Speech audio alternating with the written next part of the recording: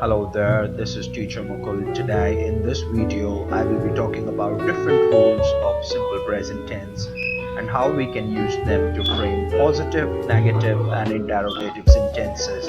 By interrogative what I mean is questions, how we can frame questions in simple present tense. Likewise, we also have positive sentences that are also known as affirmative sentences. Let's dive into rules of different types of sentences. Number 1. We always use first form of the verb. Regardless of whether you are going to frame a positive, negative or an interrogative sentence, we always got to use first form of the verb. Add s or es to the verb if a sentence begins with he, she, it, name or a singular word. I repeat, add s or es to the verb if a sentence begins with he, she, it, name or a singular word. For example, he goes to school, she goes to school, Mike goes to school. It rains very often in Delhi. He loves to sing. She loves to eat pancakes in breakfast.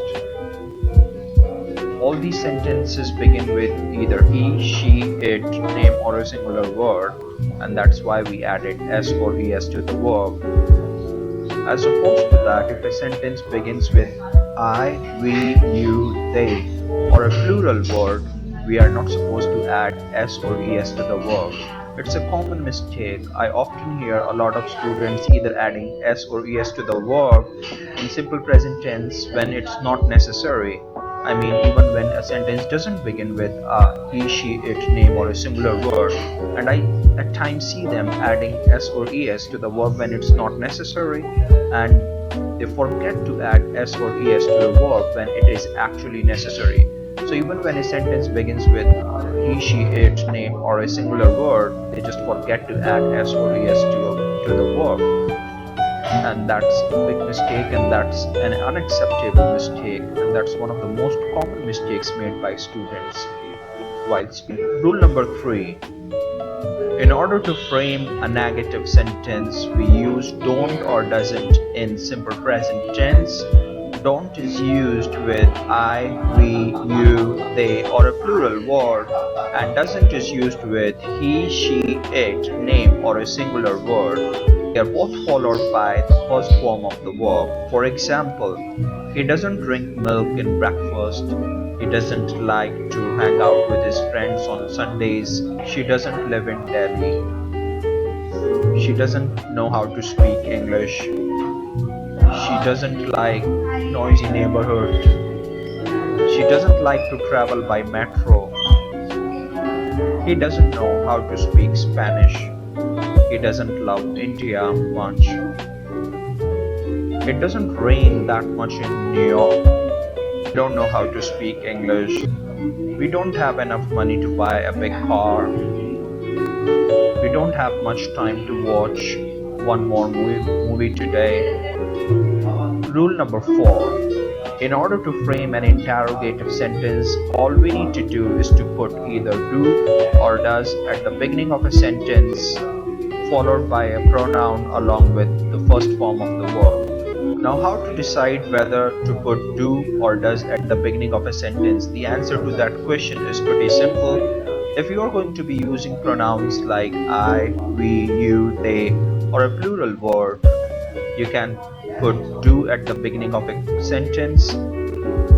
As opposed to that, use does or put does at the beginning of a sentence if it is going to be followed by pronouns like he, she, it, name or a singular word. For example, do you know how to speak English? Do you live here? Do we have enough money to buy a burger? Do we have enough money to buy a new expensive car? Do they understand Spanish?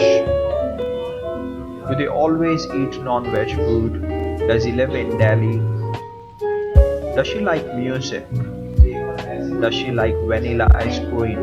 Does it rain a lot in Delhi? Does it feel nice to be there in London?